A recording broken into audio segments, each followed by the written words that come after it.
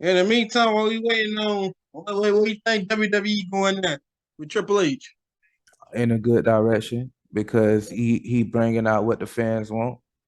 For real, so you don't think it's like, all right, now we just happy Vince finally gone, or actually Triple H actually doing a good job? I think Triple H is actually doing a good job. I think when he had I don't know if he resigned or got fired or what, I gave him time mentally, bro, to focus on that shit. You know, Triple H, I can't say he a student of the game. He a professor of the game.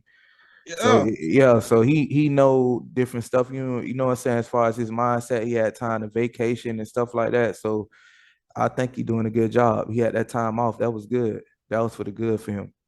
yeah. I just hope. I'm looking for I mean, more. I mean, I like it so far, but like I say, this means certain guys not gonna get that opportunity because, like I noticed, since he done took over, you ain't been seeing the guys Vince, like But you ain't been seeing no Omis.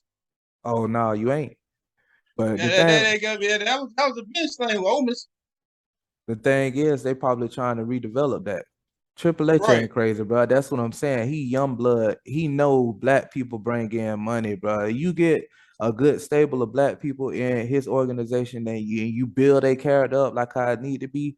Man, we spending money. We spending money on merch, everything. You know Yeah, what I'm saying? You already know it.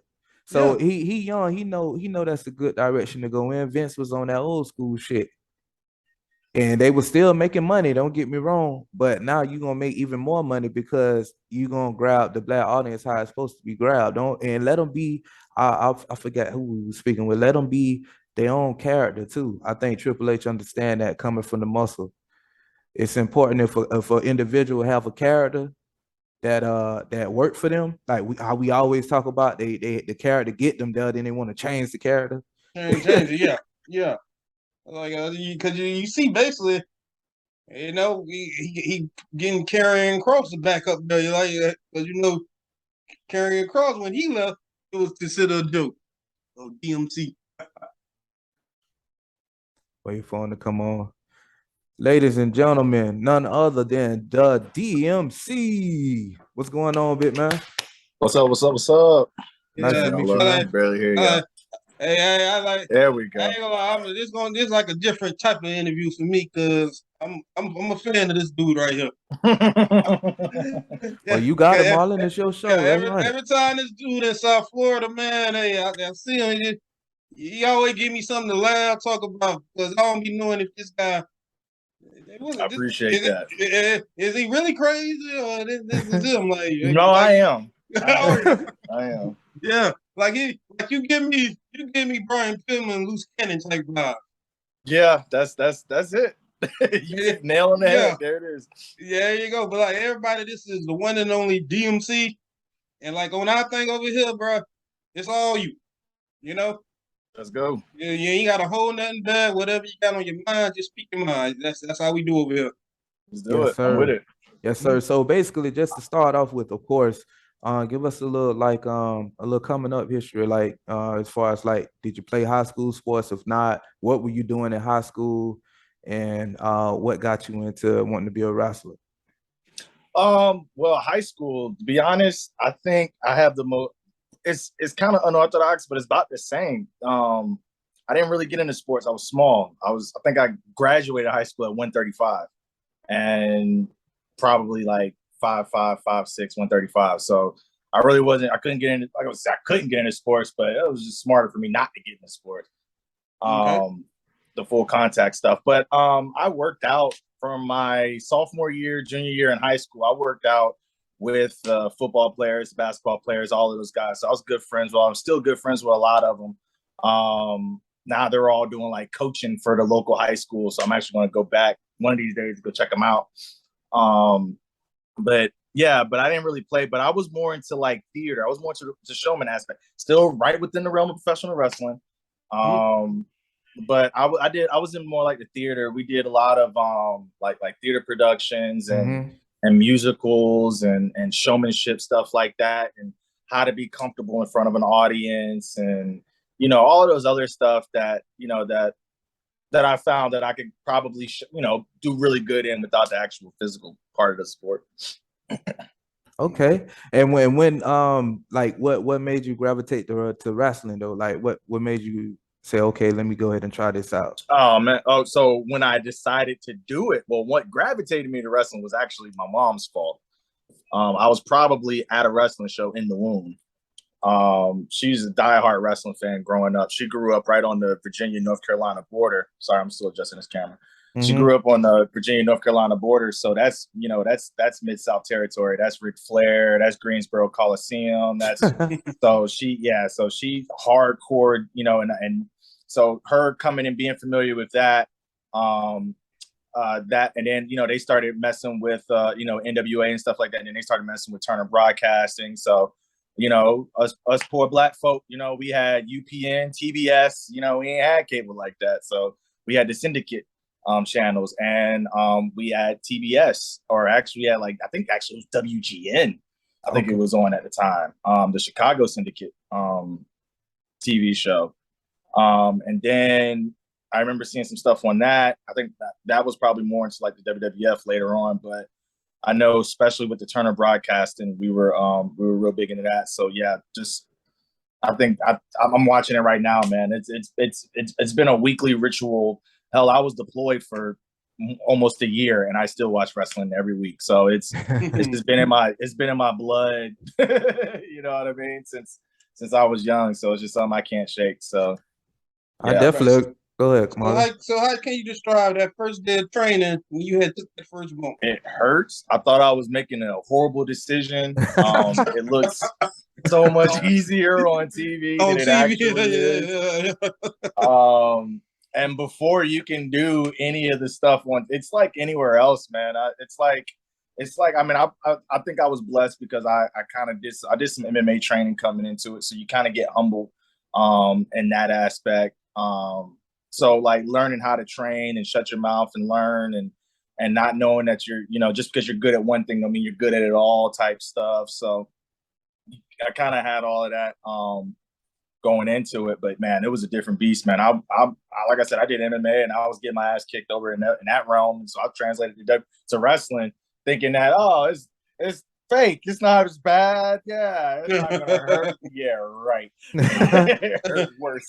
It's because in MMA, yeah, you roll around and you learn techniques, but in wrestling training, you do power bomb drills for 3 hours. You know what I mean? Yeah. Yeah, and I'm supposed to pretend. And you have to allow it. Yeah, you just gotta take it. You know what I mean? It's all right. You know what I mean? It's all right. You gotta know, because if not, you'll fold. If somebody hits you with a power bomb in the match, you'll fold. That's it. So you got to be able to learn. And that's why we emphasize so much kids in staying in training, because the more and more you're in that ring, the more and more your body's conditioned into it. You don't have to worry about it, later on in your career. Right. So, what really, that difference. Okay, you thought you were ready MMA training. It may have helped you begin. Okay, this wrestling training, this is a whole different ball game. It's a whole nother beast. Nah, there's still some things in my MMA, I use a lot of my course, because that's so second nature. Mm-hmm. So there's times when I'm in the ring, it's just I just grab somebody, oh, hope you know how to do this. I'm gonna rock your head off with it anyway. So either way, you know what I mean? So there's that aspect. All right, you got it. All right, you know what I mean? Because it's not MMA. The object in professional wrestling is to win skillfully. Mm-hmm. You see what I mean? And versus MMA, where it's just brute strength, brute, talent. With professional wrestling, that's why everybody, is considered fake. You gotta have skills outside of just being good at the sport itself. So, it's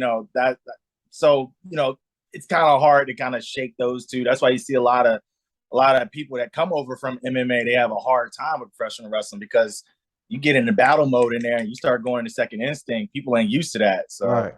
So it wasn't as easy. I say all of that to say it probably wasn't as easy as a bridge, but at the same time, it also helped. Yeah, I was just about to mention that. And win skillfully, I like that. Win skillfully. Mm-hmm. With you doing MMA, I'm pretty sure it was easy for you to take the hits and stuff when you came over. You can take a better blow than most. Yeah, of the I'm a wrestlers, project baby. which give you an advantage, right? Right. Ain't gonna hurt this. You know what I mean? Yes, It's gonna take a sir. whole lot. Like it'd be Yes, funny sir. because like dudes come back. Oh man, I thought I knocked you on that shot. It's like, bro, I'll probably win and squabble with some little girl at the park that hit harder than that. Bro, I ain't worrying about it. You know what I mean? I grew up on unpaved roads, man. Ain't nothing gonna hurt this skin. So where you from anyway? So I was born in Hampton, Virginia. My Okay. family moved down to Virginia Beach. That's why I did the majority of my schooling down there. And then I joined the Army like right out of high school. So yeah, it was one concrete jungle to one concrete jungle. So yeah, or one concrete jungle to an actual jungle, to be honest. Right. So, man. So what have been some interesting stories, like hardships so far with the wrestling? Like at one point, did you even say, you know what? I don't think this is what I want to do. God, you every day, last week, last month. Okay. Yeah, you know what I mean? Like it's one of those things, like it's so rewarding when you do it. Mm-hmm. You know, and Marlon would tell you, he follows my career, so he'll tell you I don't know how deep he's followed my career, but I've gone crazy heights in the short amount of time that I've been in. Yeah. And it's one of those things where it's like, all right, was I good enough for that? Or was it my talent that got me that opportunity? So now I got to start back over and rewrite it. So you kind of have those clashes mentally. You see what I'm saying? So like you'll kind of feel like you're not doing enough because you've done so much. But really, it's just like, no, you've done enough up until this point. Now you got to rebuild and get it back. You know what I mean? So you'll catch those kind of moments. It's called imposter syndrome. A lot of entertainers face it, especially ones that like you'll see it like even with acting, guys that win like Academy Awards and stuff like that. You win that one, but then you go about 5-6 years without one. It's like, dang, do I still got it? Like, was that a sympathy thing? Like, you know, did they only, you know what I mean? Did they only take me because I'm black? Did they only take me because I'm a woman? Like, you know what I mean? Like, all of these different things start playing into your head. Like, is it more than what my talent, you know, all of this hard work that I put in? And then, you know, you just gotta shut all of that negativity down, man. That's really all it is. Once you shut all of that stuff down and stay on the grind, then, but yeah, like I said, it's every day. I got a show coming up this week. That's the only reason why I'm so hyped about it. I was just about to say, so you definitely because it's like saying like, and other sports like basketball, football, you know the goal: reach the pro, win a championship, make money. Yeah. But then when you, but like to you, what is like the actual goal in wrestling? Is it a certain match you want to have, or hella championships? Because I got long-term goals. I would say my major long-term goal is, major long-term goal is to open a wrestling facility, an actual training facility, not kind of basically on the level as the PC, but like on the indies. You see what I'm saying? So like guys that want to wrestle, or fans that just want to be in that environment, in that kind of workout environment. It'll have all the personal trainers that's in there, our wrestlers, our ex-wrestlers and things like that. So it's a place where like fans can kind of come in there. You never know, who you be in there doing. You might have, Chris Bay or somebody come in there and spot you on a bench press, because he just happens to be there. So it's just something to kind of, just another form of giving back, you know what I mean? And then also at the same time, raising, the next generation of wrestlers and stuff like that. So that's my long-term goal. And I think that's why I'm grinding so hard now. Because I want it to be reputable. I want it to mean something. If some parent is going to instill, their kid's future in my life, I don't want them to have any doubts when, they're signing the paperwork. That I'm not just some regular dude that just happens to know wrestling. I want to be known as the guy that, he went all the way from an unknown school in Daytona Beach to go, being in the middle of the ring at WrestleMania in less than 5 years. You know what I mean? So like having that story, I can go in there and mold the youth and things like that. But I feel like, again, this is where that imposter syndrome comes in, because it's like, have I done enough, to do that? Or will I do it? Do I need to be signed, for that? Or do I need to do this? Do I need to have that? Like there's no checklist for it. So you never know if you're good enough. So when you get that, when you feel that way, what are some of the things that you do to like bounce back? I know you got to be mentally tough, but is it like any strategic methods you use, like breathing or exercising or Yeah. Like music you listen to? right, All listen, all of that, all encompassing. Really, you just gotta find your inner, you gotta find right, your peace, you gotta find that balance. I've gotten real big into and meditation and I've actually gotten deep into meditation, almost into that self-hypnosis, astral projectional type, feeling where you're really just completely separating your mind right, from your body because your mind, that's it. It was like we're walking computers, man. Like right. this is how we operate. So whatever's going on up here affects everything down here. Got you. So if I'm in the ring getting beat up, torn up, boom, boom, boom, hopping on the road, getting in the car, driving 8 hours, to go wrestle, and then hopping in the whip to go 8 hours back home, to go do a show 2 hours away, now my body is not catching up to any of that rest. So you gotta, your body is screaming at you, and then your mind. So you got to make sure one of them is taken care of, Right. and the most important thing is taking care of the mind. And once you start taking care of that, you'll find that peace. And then that's when you start finding that balance and working in with your body and stuff like that. So I wake up, I try to wake up before the sun. I try to pray for my day before the sun rises, like I said, do a few breathing, stretching, meditating, anything to kind of just separate my mind and prepare myself, because you never know what life's going to throw at you. So you got to keep this ready at all times for sure. I mean, yeah, wait, and I was telling Lummy, man, hey, you got you a little WWE experience. Cause Yeah. hey, have you ever ran into Dabakato? One more time, too. Dabakato from Raw Underground. Have I ran into him since then? Since then, yeah. Since that moment. This the one that. Yeah, What we that. call it? The Since that, we kind of looked at each other and we was like, "What was that? What was that all for? Like, what was that for?" We did. Raw Underground got canceled, so we did all of that for nothing. Right. Just disrespected my manhood on national television. It was a little extra. I'm telling you, boy, he had to cry like a little bitch. Hey, you remember I got the hook up with Master P when you see the credits at the end on the blooper part when he got stuck with the P. Like, I wasn't in the script. You slammed me too hard, motherfucker. So what was that experience overall like? With being like, man, that was crazy because that was during the pandemic. So like, man, it's kind of hard. It's kind of hard to kind of look back on that because it was so business. You know what I mean? Because you didn't have a life. Everything was shut down. Everybody was sitting at home. We were in the Thunderdome, with all the screens and stuff. There was no fans there. You know what I mean? So it was show up for work.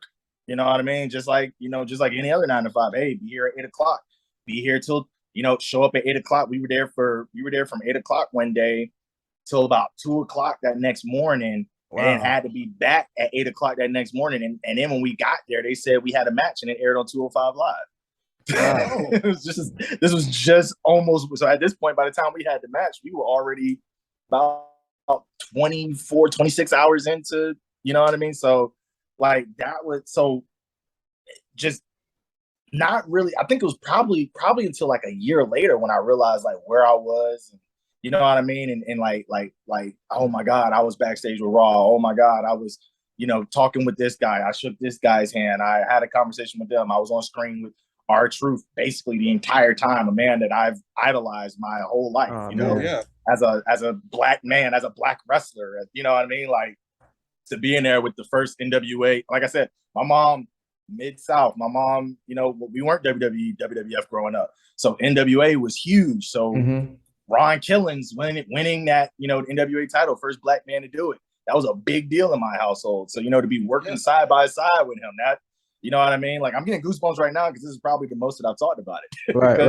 You don't think about that type of stuff. Yeah, you don't think about it when you're doing it. You know what I mean? And it helps. So what do you feel now? Well, since you don't went into that about the black representation in wrestling of us. Mm-hmm. How do I feel just overall, like the climate in general? Yeah. I feel like it's gotten better, man. I feel like there was a time, bro. There was a time we had to scream for it. Like we were yelling for representation, and I think it was. I mean, I would probably say it was like 2018, 2019. That led to, Kofi Mania, which led to a lot, and was just like, hey, look, we don't just want, to be pleased. Like, we want this to be a reoccurring thing. Bobby Lashley's got a long running, program with the United States Championship now. It's making it relevant. You know what I mean? You started seeing like Sasha Banks came in there and secured the bag, like Naomi, like a lot of Black superstars started securing the bag that really wasn't available to them. And I think that now it's like, okay, good. I'm not getting these rewards because I'm Black. I'm not getting these rewards because it's some type of status quo. Like, now affirmative we're action. getting the attention. Now we're seeing that level play field. Now it's time to grind. Now it's time to work. Now it's time to outshine all of these cats. Yeah, bro. They have food and stuff back there for y'all, right? My bad, Marlon. Oh yeah. They keep us fed. Yeah, I mean, to be honest, the way that they it was basically like a movie set. You know what I mean? Like, I've been on that. Food about like a movie everywhere. set. Yes. Yeah. Food on every corner, bro. You turn the corner, there's a water cooler, there's fruit. You know what I mean? So you kind of get spoiled on that, to be honest. Then you go to some of these indie shows and you just like, y'all ain't got no water. Ain't even got no water out here. I tell you this, man. This is how good. I always tell this story, man, because this just tells you how good the food was. Everybody talks about, you see it on, the fans, they talk about it. It's like, oh, so-and-so was sitting in catering all week. Oh yeah, you ain't good. You just sitting in catering. Let me tell y'all, catering is the best spot. I bet it is. Other than the ring itself, catering is the best spot, bro. I think it was SummerSlam weekend. They had filet mignon on the menu, and we were eating that. We were eating it with plastic spoons. I'm not. Is that tender, man? Oh my God. We were scooping them hoes with plastic spoons. Scoop, like perfect cuts. Like, it wasn't mushy. It wasn't nothing. It was just soup. So yeah. So anytime anybody be like, "Oh, you weren't doing anything. Y'all was just sitting and catering most of the time." Yeah, and was loving every bit of it too. So that's almost saying, okay, you don't work in front of the big crowd and the small crowd. Yeah. Do you change your mentality from working like, say, 1,000 people, or you come out in that curtain, you probably see 2-3 people in the crowd?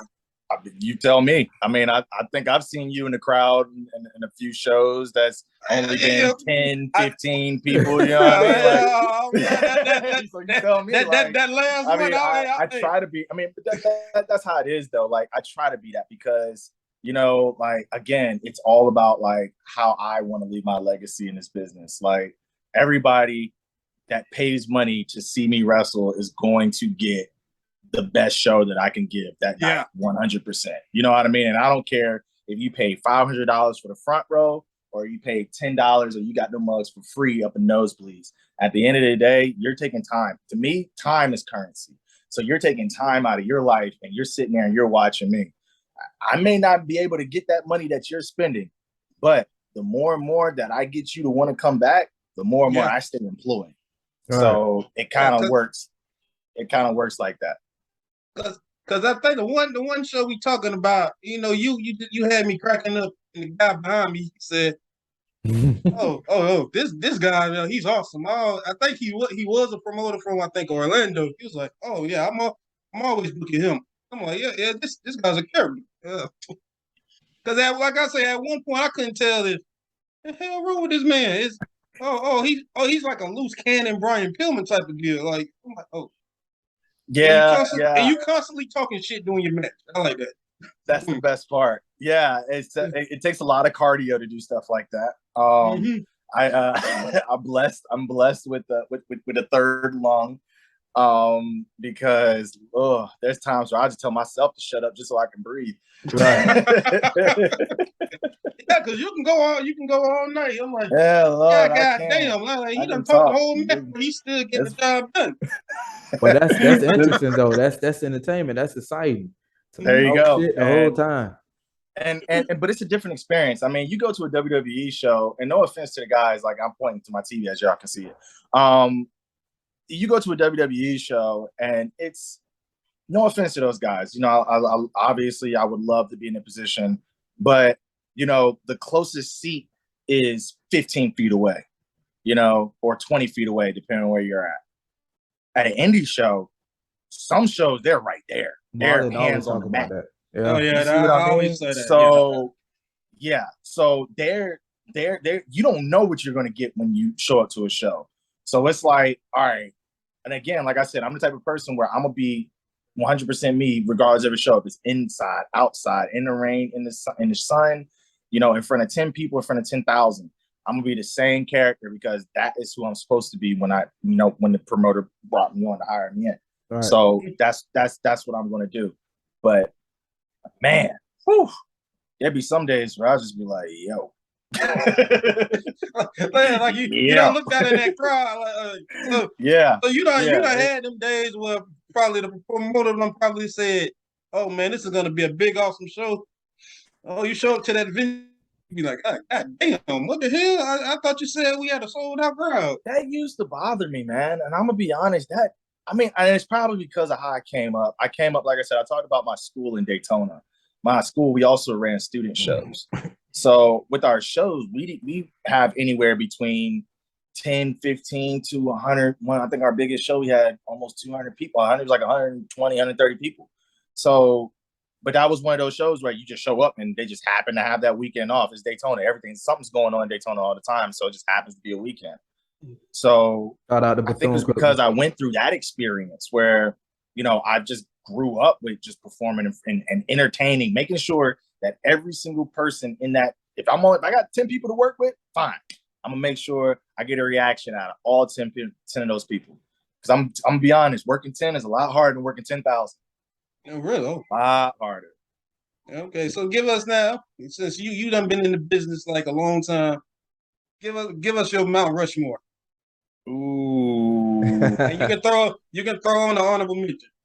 Oh, it changes every time. It's like every day it changes. That's the point of Mount Rushmore, right? All right. Mount Rushmore, Jericho, Owen. I swear it gets grizzy right here. I have to put, gosh, man, because I just watched that Rey Mysterio documentary last night, and I didn't know how much of an influence he had on my life. I was like, man, I really love Rey. But man, yeah, like him, those two for sure. Sting, I gotta put Sting in there. Yeah. Mount Rushmore, Sting. Gosh, man, Sting, Jericho, Owen. I'll give you one more for the fourth. Let's do, man. This hurts. Suspense, dead air. I could tell you this. I can't, man. I can't. I've been influenced. Like I really want to say, I'm all right. It's got to be Ron Simmons. It's got to be. There's no one. Yeah, I can't. That changes. Like I said, that changes, man. It changes so much. It depends on who I'm studying, who I'm watching. It depends. It's so funny you say Ron Simmons because, like I say, no matter what, I still find myself watching the match when he won the world title against Vader. With Vader, man. Yeah. That was such a big moment. Last Thursday, I watched that match. All right, I'm gonna do it. I'm gonna put it forward. No offense to Ron, I love Ron, but I'm gonna put China there because I've been really debating on if I really want to put China as my top 4. But the more and more that I watch and what she did for herself, basically just. And you hear so much that come up from behind the scenes of her just creating it, and just so many barriers that she broke. And it just made her more and more interesting to watch. And then it's like, man, like as a wrestler, like for what she did, I can definitely put her in my top 5. And I've really been trying to shake her into my Mount Rushmore. But between her and Ron, yeah, that's a toss up. That's a toss up. Well, that ain't a bad. It's not bad. I see the argument you can make for both of them. For sure. I mean, but it's mine. So, you know what I mean? Like, there's obviously the greatest. You know what I mean? It's like best technical wrestlers. I got a tag team. I got a list for days, bro. I'm a wrestling junkie, so I know all of this. We talk about my All Japan, New Japan, all of that stuff. So, like, it's kind of hard. There's so much that's going up in my head when it comes up to like who to bring up as like my influences, because there's so many. I pick so much from so many different people. But I'll settle with that 4. I'll put Ron in there. I'll put Ron at 4. We'll keep Ron at the 4 spot. All right, we'll keep Ron at the 4 and spot. also real quick before about to run out of time. So we definitely got to do a part 2 of this. But like I said, I'm always on the indie scene. So just give me a couple. Give me a couple indies. Who's on the indie scene? We got to check out. Guys, to check out on the indies right now. Or girls. Or girls, anyone, general. Yeah, in general, yeah. I'm beyond. All right, so we'll split it. We'll split it because I can rattle off all day because one thing I do is I support my family. Culture Inc. Y'all, if you don't know, Malik, yes, Malik OCD, Eli Knight. I put those guys over the moon because we travel up and down the road. I mean, you're right, yeah. Those are my brothers, man. I love those guys. So we Culture Inc. We go with Malik all the time when he down. For sure. Yeah, good peoples. Culture Inc. That would be a team to look out for, man. There's a few of us that's killing it on the scene. Sir Knight Merrick Donovan, that's another up and comer that's about to kill it on the scene. Robert Martyr, another one that's killing it on the scene. I would say my sleeper pick right now that a lot of people is like my little wild card ace in the hole is a cat Noah Vale out west. This is gonna blow up. It's only a matter of time. You can see that the characters clicking. And that's the one that's gonna blow up on you. And then we'll switch it over to the female side. Queen Aminata. That's one. You're not following her career. I don't know what's wrong with you. Yeah, she's slowly coming on me now. Like, yeah. She was just on AEW. Yeah, tonight. I'm sure she needs to be on there weekly. I don't know why. I don't know if it's something. I don't know, but she needs to be somewhere, man. Because that's money. That's international money right there. Yeah. So Queen. There's a lot of talented women on the scene. Sahara 7 is another one. You got Big Swole, all of them. Northeast and like Carolina's got a good pocket. There's good wrestling anywhere you look. You just pick a state, close your eyes and point. You can find some top talent. Oh my goodness. WWA 4 out of Atlanta is pumping out some primo talent now. Those would be some guys to look out for if you really want to look up a dude. Look up his tag team. Top team is Cats Teriyaki and Jay Lucas, trained under AR Fox. Amazing talents. Check them out. And all of those guys, Bobby Flacco, anybody that's trained under AR Fox. Austin Theory came from that school, so to give you an idea of the talent that comes from that school and out of Atlanta. Yeah, man, there's so many, man. I don't want to list because I feel like I'm gonna forget, and those will be the people that will listen and call me. So, all right. So we got 2 minutes left, and yeah, man, like I say, hey, I'm a wrestling junkie, and I can see with you, I can talk wrestling all night. Hey, all night. So go ahead and let everybody know, where to reach you at for bookings. Like you got merchandise. What up and coming dates you got coming? Quick plug. I'm on fully. Well, if you go on my Instagram and then check on my bio, it's my link. It's my all links. It's got everything on there. Links to my Instagram, Twitter, Snap, all of that Gucci stuff. At INDMC We Trust, INDMC WETRUST for Twitter and Instagram. And then Facebook is just, because they took out the whole thing where you couldn't conceal your identity. So it's Marquis Carter for that. And yeah, man, I'm trying to get down. I'm trying to get back down there, South Florida. I miss the fans down there. Really raw crowd down there. But for now, I got, like I said, this weekend, September 3rd, I'm in Orlando, Division Pro. That's a company that I work for routinely. So if you're ever in the Orlando area, come check that out for sure. Okay. I'm up in the Atlanta area with Southern States Pro. They're back and forth between there and West Georgia. Out in Tyrone. Excuse me, not Tyrone, Temple. Let's see. Yeah, man, and a host of gang other. DCCW up North Florida. Holding it down up there as well. There's another one that I work regularly. So yeah, man, I try to right now, basically until the end of the year, every other weekend. So if you start this weekend, I have a show. So every other weekend, I have a show going into the end of the year. So staying busy, trying to stay going. Hit me up, fullygimmick.com, search DMC. You'll see my merch there. I gotta get some new stuff. I got some new stuff coming, some BMF inspired stuff about to drop on there. Yeah, so all that stuff that you mentioned with the links, I'm gonna make sure that it get in the description for you, like your Instagram and the Twitter and booking info. If you, like I said, if you go on my Instagram, everything in my bio are all links, and it's got everything on there. So and I'll make sure it get in the descriptions because we definitely a part of the well, yeah. Before we get cut off, want to thank you for coming through. Definitely, man. We definitely gotta run this back, man. Definitely, let's do the part 2, man. I'm sorry I ramble on, man. That's what you